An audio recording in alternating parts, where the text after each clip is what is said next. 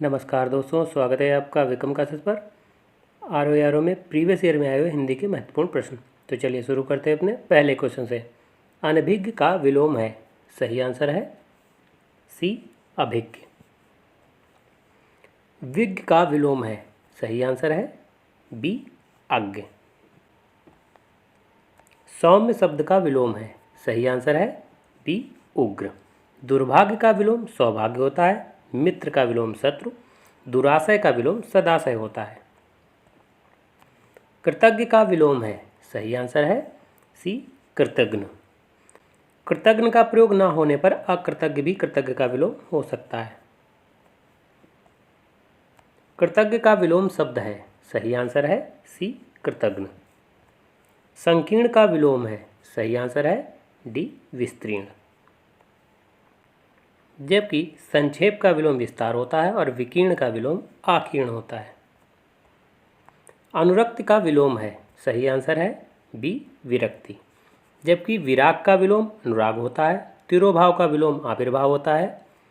इसी प्रकार आसक्ति का अनासक्ति होता है। अनुरत का विरत होता है। अनुराग का विराग होता है। राग का विराग होता है। राग का द्वेष होता है। अनुरक्ति का विपरीतार्थक शब्द है, सही आंसर है सी विरक्ति। अनुराग का विलोम है, सही आंसर है बी विराग। अनुरक्त का विलोम है, सही आंसर है सी विरक्त। आसक्त का विलोम अनासक्त होता है। प्रेम का घृणा और आगत का विलोम विगत होता है। सापेक्ष का विलोम शब्द है, सही आंसर है सी निरपेक्ष। निष्पक्ष का विलोम पक्षपातपूर्ण होता है। इनमें से शुद्ध वर्तनी का चयन कीजिए, सही आंसर है बी अधीन। जबकि आधीन जो है अशुद्ध शब्द होगा। निम्नलिखित में से शुद्ध वर्तनी है, सही आंसर है सी चरमोत्कर्ष। चरमोत्कर्ष शब्द की शुद्ध वर्तनी है, सही आंसर है बी चरमोत्कर्ष। अब आप देखें, जो पहले चरमोत्कर्ष लिखा हुआ उसमें माँ के ऊपर जो है रेफ वाली रा का प्रयोग किया गया है, जबकि शुद्ध शब्द में जो है पूरी रा का प्रयोग किया जाता है। शुद्ध वर्तनी का चयन कीजिए, सही आंसर है बी श्रीमती। इनमें से कौन सी वर्तनी शुद्ध है, सही आंसर है बी कालिदास, ना कि कालिदास। इनमें से शुद्ध वर्तनी का चयन कीजिए, सही आंसर है ए प्रज्वलित। प्रज्वलित में जो है केवल आधी जा का प्रयोग किया जाता है, ना कि 2 बार जा का प्रयोग करते हैं। निम्नलिखित में शुद्ध वर्तनी कौन सी है, सही आंसर है बी रचयिता। इनमें से कौन सी शुद्ध वर्तनी है, सही आंसर है ए पौरुष। अब आप देखें, पौरुष जो है रा में छोटे ऊ की मात्रा है, जबकि ये पौरुष में आप देखें तो बड़े ऊ की मात्रा का प्रयोग किया गया, जो गलत है। इनमें से शुद्ध वर्तनी का चयन कीजिए, सही आंसर है बी सृष्टा।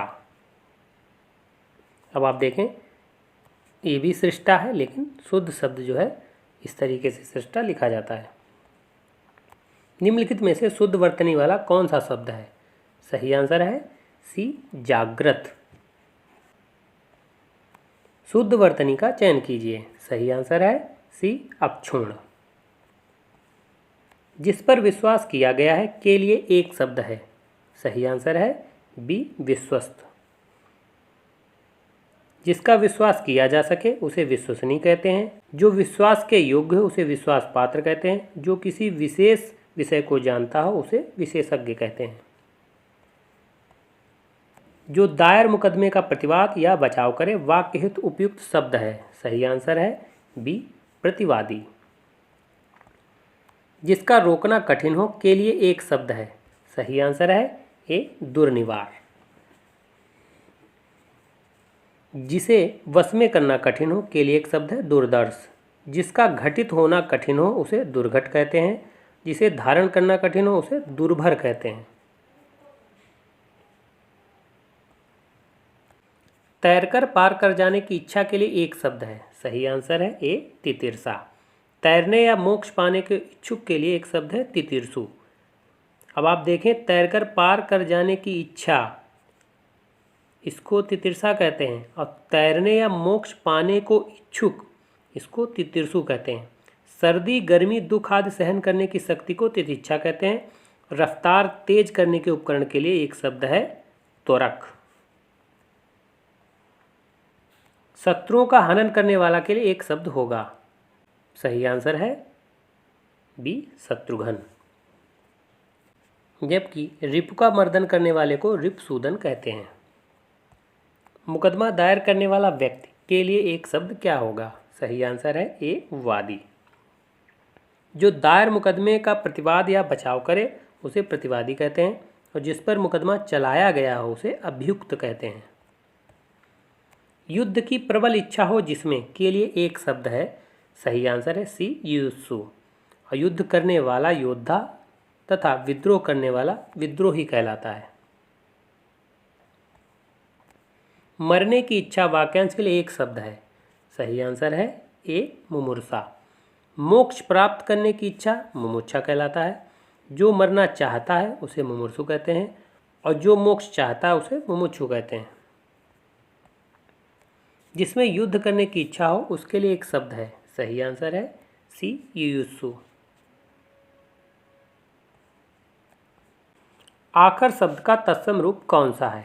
सही आंसर है बी अक्षर। अक्षी का तद्भव आँख होता है। अम्ब का तत्सम अम्बा होता है। और अद्य का तद्भव आज होता है। निम्नलिखित शब्दों में से तत्सम शब्द कौन सा है? सही आंसर है ए उच्च। जबकि इसका तद्भव शब्द जो है वो ऊंचा होता है।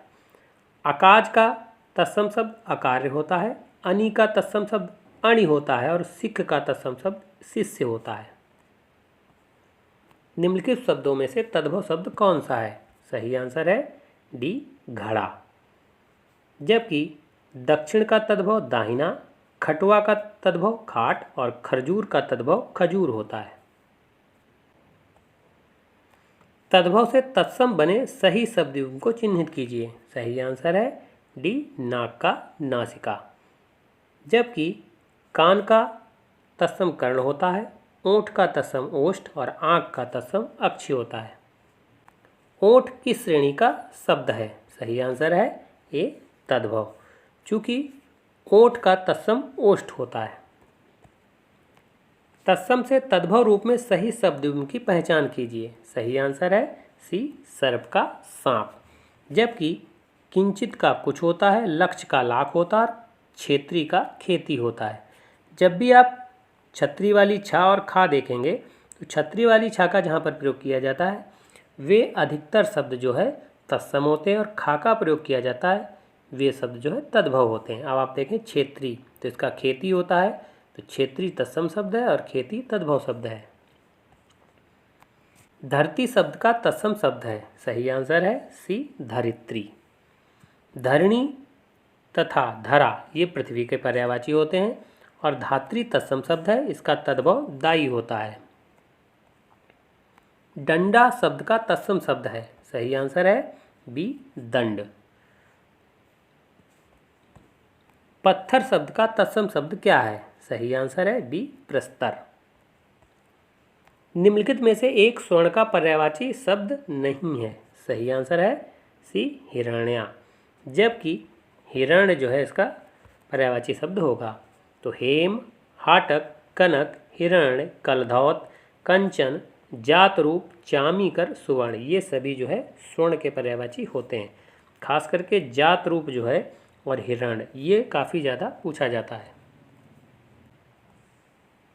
निम्नलिखित में कौन सा शब्द स्वर्ण का पर्यायवाची है? सही आंसर है सी जातरूप। सोना का पर्यायवाची शब्द है। सही आंसर है डी कनक। सोना का पर्यायवाची शब्द है। सही आंसर है डी जातरूप। निम्नलिखित में से एक नदी का पर्यायवाची शब्द नहीं है। सही आंसर है बी त्रिपदगा। त्रिपदगा जो है ये गंगा का पर्यायवाची होता है। निम्नगा और कूलवती ये नदी का पर्यायवाची है। जबकि कुलंकसा किनारे को काटती उपनाती बरसाती नदी को कहते हैं। और कुलंकसा को भी नदी का पर्यायवाची माना जाता है। कौन सा शब्द नदी का पर्यायवाची नहीं है? सही आंसर है बी तरणी। अब आप देखेंगे कि नदी के पर्यायवाचियों में निम्नगा, सरिता, वाहिनी, सिंधु, गामिनी, स्रोतस्विनी, तटनी, निर्झरणी, अपगा और तरंगिणी होता है, जबकि तरिणी जो है ये नाव का पर्यायवाची होता है। निम्नलिखित में से कौन सा शब्द नदी का पर्यायवाची है? सही आंसर है सी, स्रोतस्विनी। निम्नलिखित विकल्पों में से एक शब्द नदी का पर्यायवाची नहीं है, उसे चयनित कीजिए। सही आंसर है सी, तरिणी। तरिणी जो है नाव का पर्यायवाची होता है, जबकि तरंगिणी, तटनी और सरिता ये नदी के पर्यायवाची होते हैं। निम्नलिखित में से कौन सा गंगा का पर्यायवाची शब्द है? सही आंसर है सी, सुरसरी। गंगा के अन्य पर्यायवाची हैं देवपगा, जानवी, सुरसरिता, विष्णुपदी, जहनुतन्या, भागीरथी, त्रिपदगा, सुरसर, ध्रुवनंदा, देवनदी और मंदाकिनी, जबकि हरिप्रिया, सिंधुजा, इंदिरा ये सभी लक्ष्मी जी के पर्यायवाची हैं। पर्यायवाची की दृष्टि से एक युग्म अशुद्ध है। सही आंसर है सी, यमुना का जानवी। तो जानवी जो है ये गंगा का पर्यायवाची होता है, जबकि आकाश, पुष्कर ये एक दूसरे के पर्यायवाची हैं। कमल का तामरस होता है, जबकि कामदेव का मनोभव पर्यायवाची होता है। तो ये वीडियो कैसा लगा? अगर अच्छा लगा हो तो लाइक करें, शेयर करें, सब्सक्राइब करें। धन्यवाद दोस्तों।